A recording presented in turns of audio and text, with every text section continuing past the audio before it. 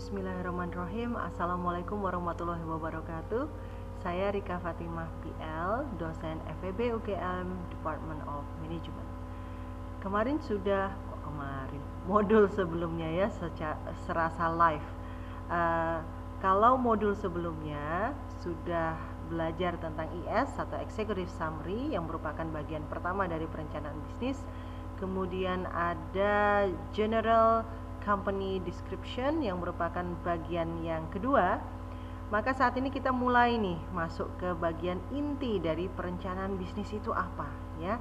Kita mulai dengan produk dan service. Ini pastinya bagian yang sangat terang benderang ya, sangat terang benderang harus ada dalam perencanaan bisnis. Apa saja yang harus dimasukkan dalam bagian produk dan service? Di sini ditulis ya, by theory, describe in depth your products or services. Kemudian ada dalam kurung nih, ada catatan ya, bla bla bla bla bla, silakan dibaca sendiri. Kemudian other bulky items. Jadi di sini ini teori yang sangat menarik ya, saya ambil dari beberapa literatur begitu, sehingga nanti silakan acuannya ada di literasi perencanaan bisnis yang saya susun, yaitu Principle Handout.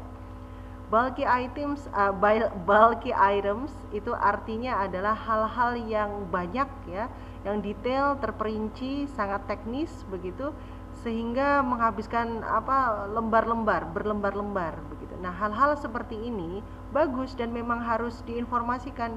Harus diinformasikan dong Bu. Iya, memang harus diinformasikan, tetapi bukan segala sesuatunya ada di badan perencanaan bisnis, tetapi bisa ditempatkan di appendix ya. Jadi bisa diletakkan sebagai lampiran. Karena kalau di lampiran itu kan optional, apakah orang yang bersangkutan yang membaca perencanaan bisnis itu merasa informasi tersebut perlu untuk dibaca. Namun ketika membaca deskripsi, maka dan itu ada di badan perencanaan bisnis, maka itu merupakan suatu informasi yang harus dan penting untuk dirujuk ya, sehingga dia ada dalam badan dan bukan optional dalam lampiran. Nah, describe in depth of your product or services itu seperti apa? Next kita akan belajar apa sih faktor yang memberi competitive advantage atau disadvantage, kemudian level of quality atau unique or proprietary features. Jadi di sini diceritakan bukan sekedar namanya atau tampilannya begitu ya, tetapi juga dijelaskan perbedaannya dengan produk lain, kemudian kelebihannya apa, tetapi juga disebutkan kekurangannya apa.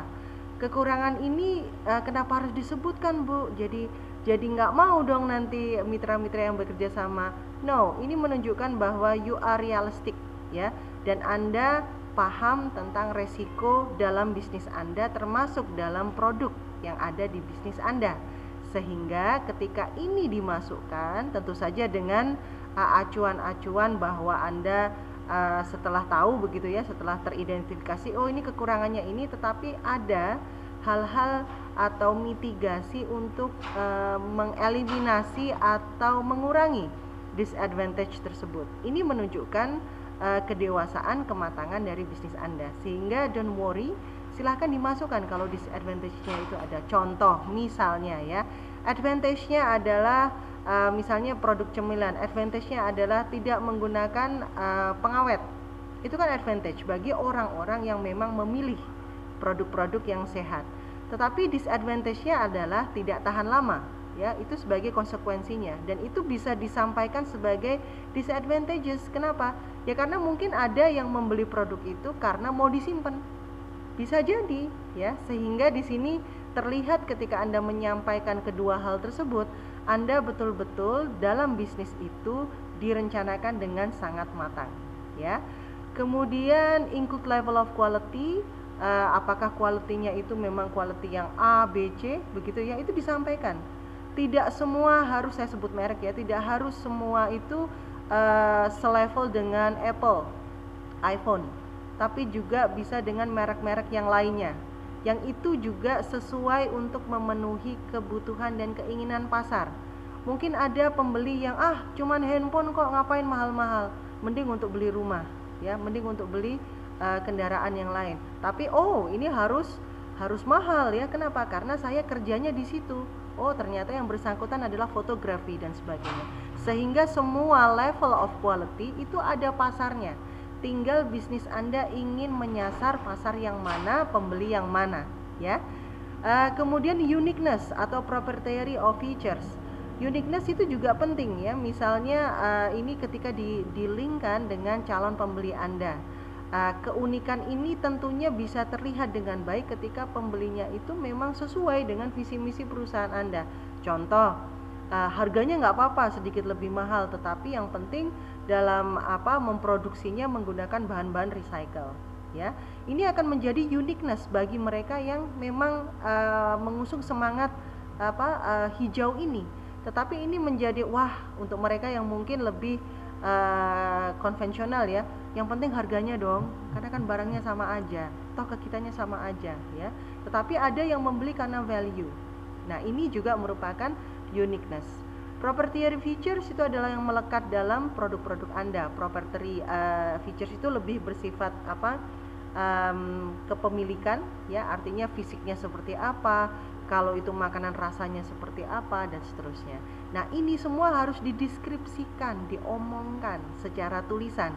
Jadi bukan sekedar nih spek-speknya, oke bagus kan? No, tetapi perlu ada rangkaian kata to put the trust. Ingat, ini merupakan perencanaan bisnis, sehingga ketika orang join, mereka harus yakin dulu dengan produk dan service yang akan dijual. Got it? Ya, jadi itu penting. Kemudian yang selanjutnya, kalau sudah sedemikian rupa dideskripsikan, try to put the trust, pastinya dengan honesty ya, harus jujur dong, jangan tipu-tipu. Harganya berapa? Oke, now we talking about more technical. Kalau sudah produk servisnya sudah oke, sudah cocok, harganya berapa sih? Kalau saya sebagai agennya, maka mekanismenya seperti apa sih? Atau saya nggak mau jadi agen, saya mau fee aja deh, itu seperti apa? Atau mungkin langsung mau sebagai retailersnya ya, maka pricing untuk membeli secara borong itu berapa? Nah, hal-hal ini harus dilampirkan juga, namun dilampirkan dan dimasukkan maksud saya. Namun untuk perincian secara detailnya pastikan itu ada di appendix. Yang ini cukup diberikan kita ada model pricing fee dan leasing structures ya, atau kita cuman beli putus ya, cuman mengeluarkan satu harga, setelah itu silakan terserah mau dihargai berapa ketika Anda menjual, ketika partner atau mitra Anda menjual keluar, itu silakan saja. Itu merupakan pilihan bagaimana menentukan pricing fee dan leasing structures-nya. Baik, itu semuanya sudah disampaikan. Intinya di produk dan service itu adalah apa barangnya, produknya seperti apa, apakah jasa atau barang manufaktur. Setelah itu detail-detailnya, pastinya banyak detail, itu jangan lupa diletakkan di lampiran. Setelah itu talking about bisnisnya, harganya berapa, mekanismenya seperti apa, bisa bayar mundur nggak, itu juga dijelaskan di situ. Tetapi ilustrasinya itu bisa diletakkan di lampirannya. Oke, terima kasih untuk sudah menyimak. Semoga menjadi lebih jelas. Kita sudah masuk nih ke tengah, ke produk dan service. Next kita akan talking about marketnya seperti apa sebelum kita bicara tentang financingnya. Terima kasih. Assalamualaikum warahmatullahi wabarakatuh.